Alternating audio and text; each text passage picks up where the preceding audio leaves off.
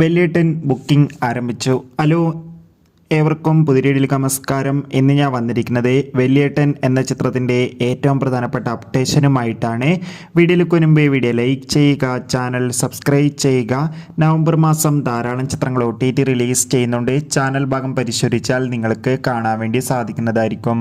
Mammootty, Siddique, Manoj K Jayan, Kalabhavan Mani എന്നൊക്കെ പ്രധാന കഥാപാത്രങ്ങളായി ഷാജി കൈലാസിൻ്റെ സംവിധാനത്തിൽ പുറത്തുവന്ന ചിത്രമായിരുന്നു വലിയേട്ടൻ. അങ്ങനെ കാത്തിരിപ്പിൻ്റെ ഒടുവിൽ വലിയേട്ടൻ എന്ന ചിത്രം വരുന്ന നവംബർ 29 തിയേറ്ററുകളിൽ വീണ്ടും റിലീസ് ചെയ്യുമെന്ന് ഒഫീഷ്യലായി കൺഫേം ആക്കിയിട്ടുണ്ട്.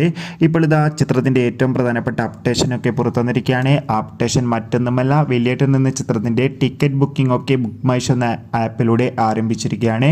എന്തായാലും ഒരു മികച്ച ബുക്കിംഗ് തന്നെയാണ് ചിത്രത്തിന് നടക്കുന്നത്.